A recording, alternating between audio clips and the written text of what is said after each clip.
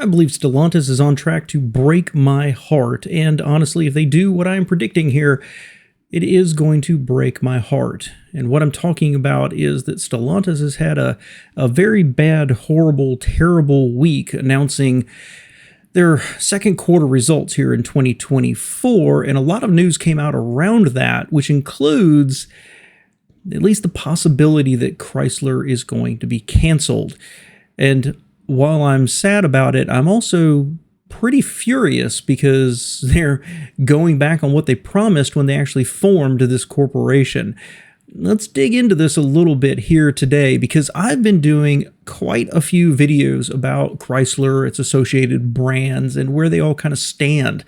It's a company that I want to love, but they're so dysfunctional, I just really don't. I love the Jeep brand, but they're horribly expensive. And Dodge is the performance brand, and I've done a video about Chrysler, the historic Chrysler and its four brands, and how by hook or crook, they have ended up with four very distinct brands. Specifically, Chrysler is empty except for a minivan, but the potential for them to be that Buick-level competitor still exists. Jeep is full, Ram is okay, and Dodge, they need more, but very distinct places in the market. And I've done a video about Jeep, what the heck Jeep, and with terrible, terrible timing, I did one about should Plymouth be considered to come back as a competitor for a potential oncoming Chinese invasion, as well as offering what America and the world needs is a low-cost, high-value product line similar to what Dacia offers over in Europe. Well, that came out. I recorded that before, and it was released Saturday, right when Stellantis' big, bad, horrible week actually happened. And if you watch any of those videos, while I'm critical of what's going on at Stellantis, and specifically think about Dodge, it's a performance brand, but they got essentially two cars and everything's expensive. Chrysler's empty. Jeep is overfilled, and much of that is either way overpriced. No one should ever pay $50,000 or $70,000 for a Wrangler. Or it's just bad, and they're getting rid of some of those bad ones and bringing out some new stuff that they've announced. Ram is okay, but quality among all of these products is a little iffy out there in the public's mindset. But I have, and I believe you pick up on it if you watch those videos, a sense of optimism about what's coming. That Stellantis can do it. And the reason for that is when Stellantis was formed from FCA and PSA, I believed in Carlos Tavares, the CEO. He has a reputation, he has a history of running manufacturers efficiently, bought Opel, rescued it, made it profitable when GM ran it into the ground. I believed in him. And when they formed Stellantis, he said Chrysler was, one of their kingpins, right? One of their primary brands.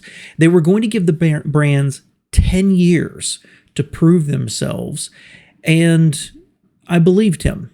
And I think that was my fault in hindsight.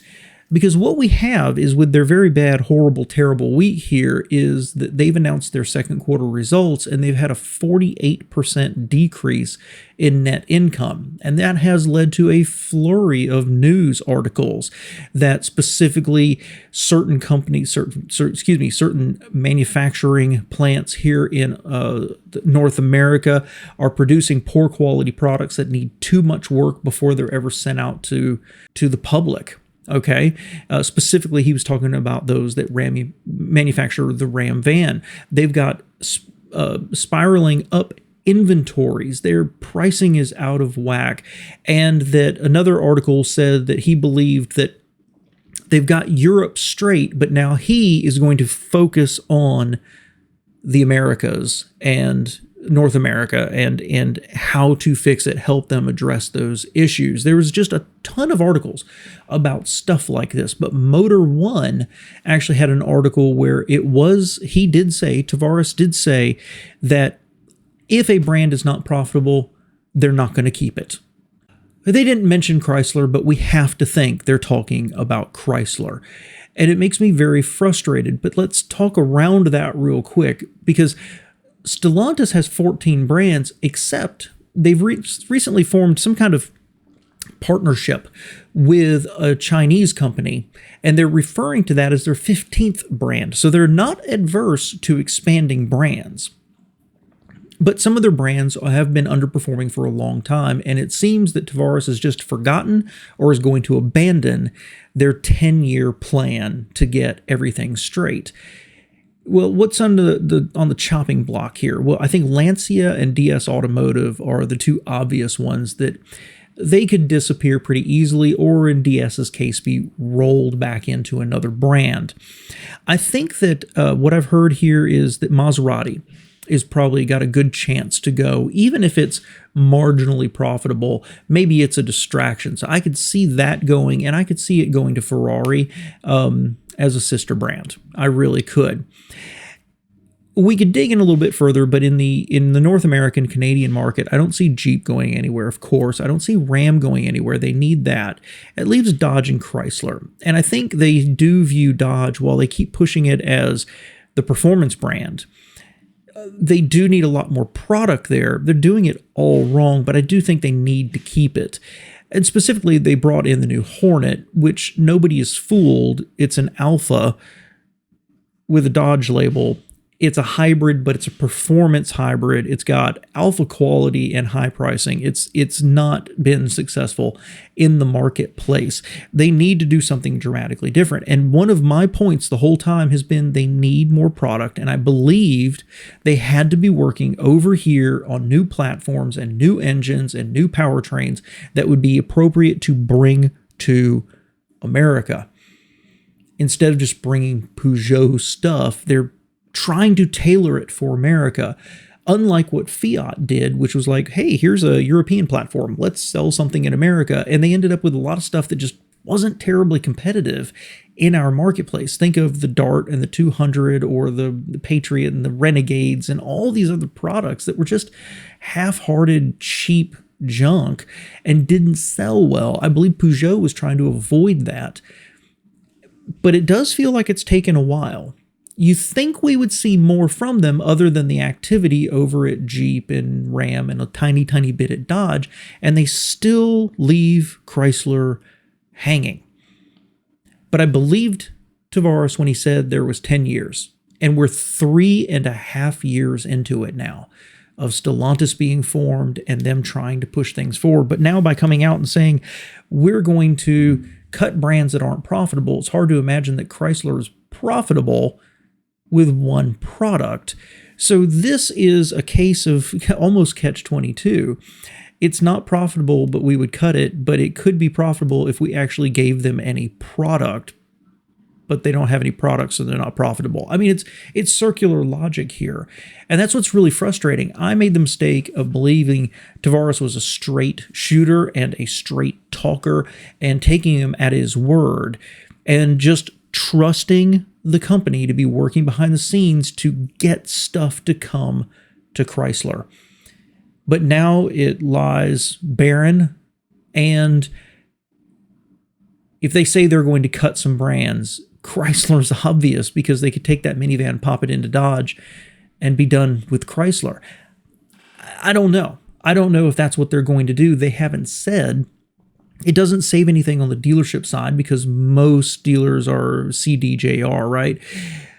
But it does save on the development side. You're saving money in a company that you haven't been investing in anyway.